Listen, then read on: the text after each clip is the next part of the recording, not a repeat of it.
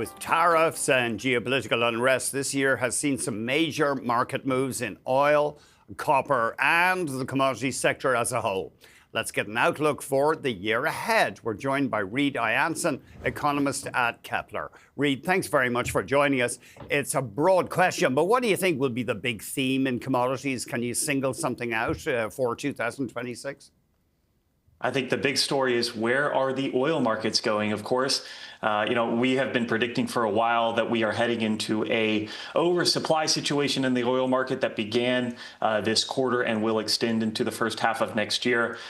Price has shown some resiliency, more than we were expecting, say, 2 months ago. And so I think the big question moving forward is, do we see more downward price movement into next year given the oversupply situation, or do we see the Chinese continuing to try and push builds into their SPR, which provides a bit of additional demand to the market and kind of helps to hold up that price somewhat. So I think that's kind of the big narrative moving into the first half of next year.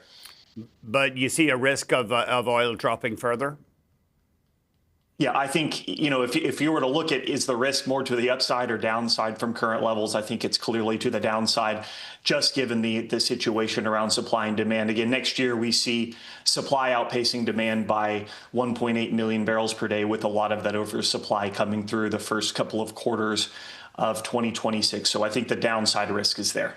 What about this move by the federal government much closer to policies friendly to the oil industry, backing down on the emissions limits, watering down rules on pollution from electricity? This pro-oil shift has caught a lot of attention. What I find to be interesting is the fact that the Trump administration has pursued a number of policies which are inflationary. The two big ones are implementation of tariffs and also immigration restrictions, and that could put upward pressure on wages. And so we have actually seen the Trump administration pursue a policy of trying to get oil prices down over the course of this year as an offset to the inflationary policies he's taken elsewhere. And so I think Trump is very much a pro-supply type of president at the moment, whether it's coming from the United States or OPEC. Trying to keep that oil price somewhat depressed is helpful for his administration.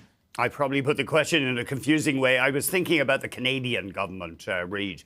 There's really has been, the Prime Minister, Mr. Carney, has defied elements in the Liberal Party that are worried about global warming. I mean, he really has gone pro-oil. Yeah, it's been really interesting to watch the shift in Canada. The Canadian government now wants to, really promote a policy of building stuff. And I think that it, obviously extends to trying to get more midstream infrastructure to get Canadian energy production to the international market. And so I think even just this year, I mean, the shift has been notable, and I think we should expect more of it over the next couple of years for sure. What about copper? Is it a given that copper prices will stay strong in 2026 with all these data center builds, for example? I think the bullish scenario is absolutely on the table through the end of the decade. Of course, that's compounded by issues on the supply side as well. And so I think the upside for copper makes sense.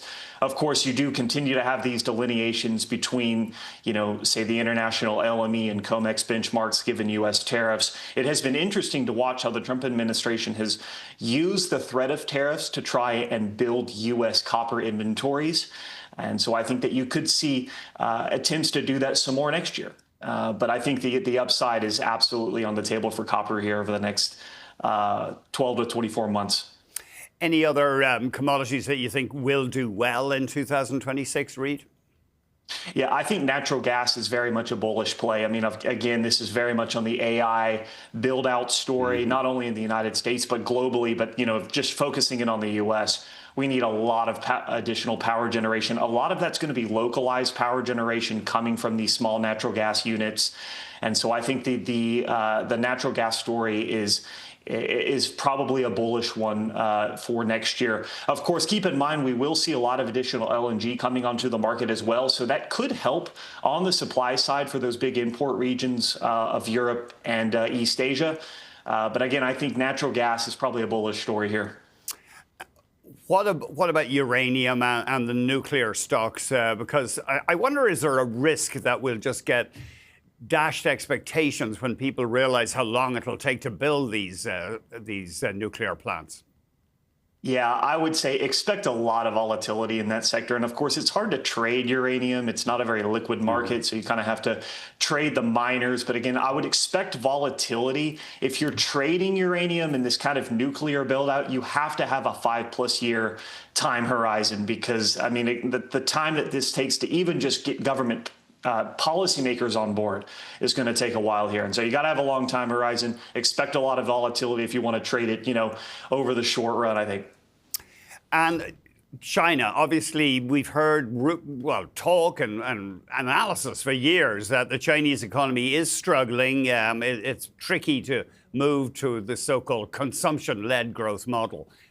What will you be looking for out of China? Because obviously that's central to the commodity market.